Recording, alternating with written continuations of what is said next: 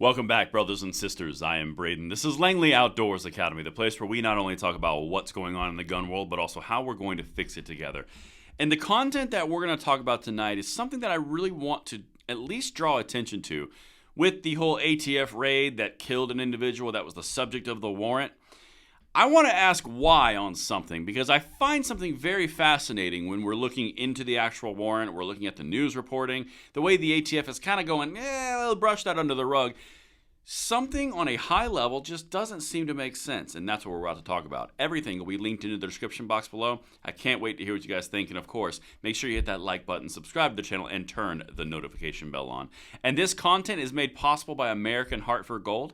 I'm going to show you a brief snippet of a conversation that I had in a clip from the actual president of AHG in order to show you how gold works for us in a modern day, and we're going to jump right back to this afterwards. Why is it still pertinent today? Because a lot of the tendency of people is to go, well, that's an older thing. We have modern ways to make money and invest. So what's the pitch to keep gold still relevant in a modern society? Sure. Great question. And when you look at the money that we're printing and the rate that we're printing it right now, it's really just a hedge against fiat currency. It's a hedge against the dollar. Government spending's been a runaway freight train lately, and you probably notice when you go out to buy things right now, your dollar's just been kind of whittled down to nothing, and the dollar doesn't go as far as it used to. And so it's just a hedge against currency. You see central banks buying it up left and right. They're buying it at the fastest rate in 50 years right now, do as the central banks are doing. But it's just a hedge, just an insurance policy that people use against what's going on with the devaluing of these currencies. All right, beautiful people, listen, we got to talk about some stuff. Because if you're not familiar, here's what we're talking about. Airport executive killed in shootout was being investigated for gun sales. Now, this is kind of mainstream news, and it's unusual that things like this end up in the mainstream because this is one of those things the ATF doesn't usually like to talk about. Something feels real bad about this, and I think all of you can confirm that it doesn't feel great. And you can leave comments right down there if you want to. But let me show you a few pieces of information, and then I'm going to show you the warrant. Now, this isn't breaking. It's not like the warrant was unveiled right now.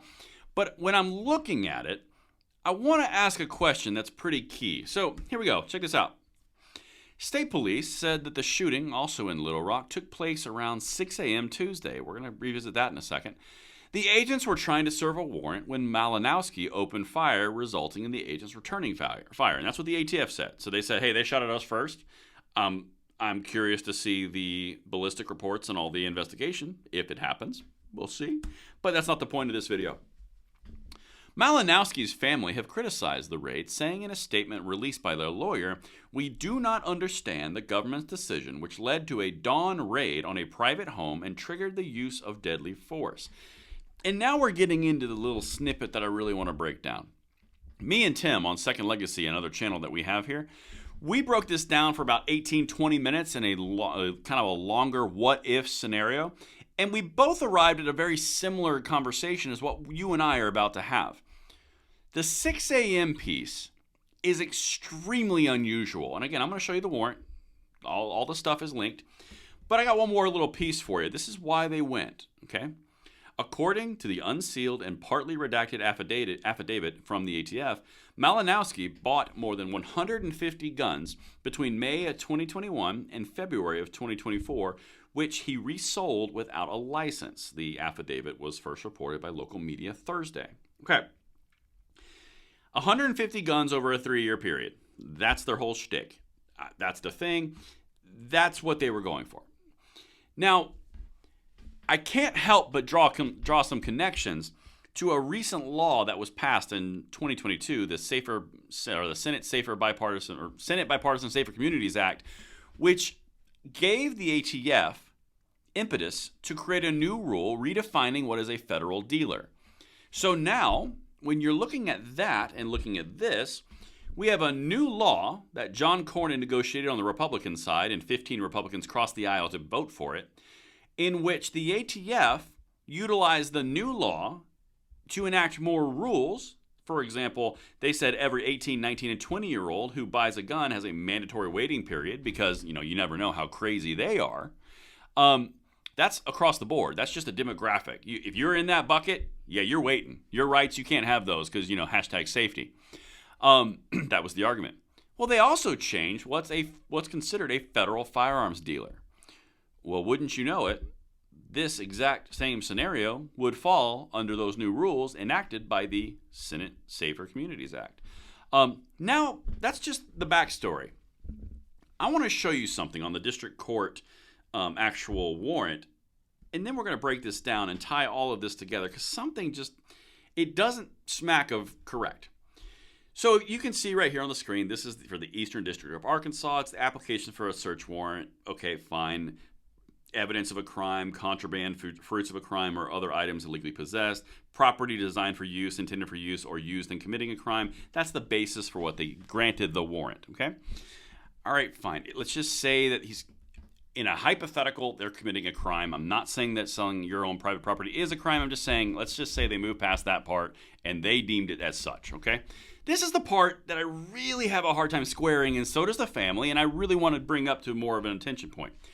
You are commanded to execute this warrant on or before March 20th, 2024, in the daytime, 6 a.m. to 10 p.m. Okay.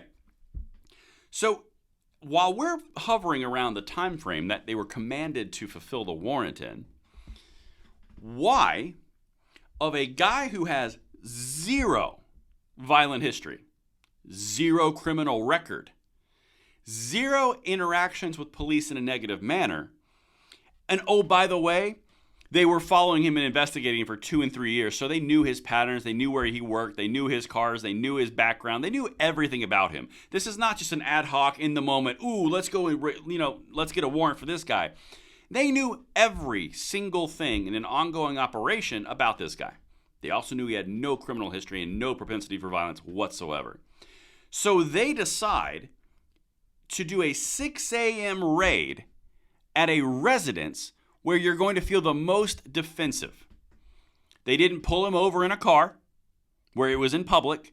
They didn't arrest him at work where it was in public. They didn't catch him going to the grocery store in public. No, they decided to raid at the maximum earliest time possible allocated by the warrant at 6 a.m. Full stack. Why? That's my question. The family has a valid question as well. Same question. Why did you approach it in this manner? Why did you roll this deep? What's the reason? You have no history of violence. Why'd you roll on this guy like he was a gangbanger? 6 a.m. in the morning, someone busts down your door. What are you going to do? You're going to defend yourself. So what you're getting at right now, and this is kind of the whole point of the video, you had the option, being the ATF agent in charge, to do this raid from 6 a.m. to 10 p.m. at any time in between. It says it right there in the warrant I just showed you. Why are you choosing and electing to do a 6 a.m. early morning raid at a residence? And you are upping the chance that he's going to respond poorly, resulting in you returning fire with your stacked up SWAT raid. Why? That's the question that should be answered. Because if it's just a normal standard that you're going to get raided at 6 a.m. in the morning, whenever the ATF decides after a warrant, of which you have no idea you're being investigated, by the way, and they're just going to raid your house full stack. Didn't call you, didn't pull you over, didn't talk to you, didn't do nothing. All they did was raid your house. You respond defensively at your house, and they kill you. What's to say that this cannot be repeated anywhere else across the nation? Because this is extremely poor judgment, and I'm being generous. If we're talking about the ability for somebody to just ad hoc do whatever they want, there needs to be accountability for this. There needs to be some sort of legislation passed or rule passed, because the ATF loves that so much, where this cannot continue. Because 6 a.m., when a family is present at their house and there is no history of violence whatsoever, you set that up for a poor interaction. That's as simple as it is, at least from my perspective. What do you guys think? Let me know what you think in the comments below, and I'll see you on the next one. I'm Braden. See you later.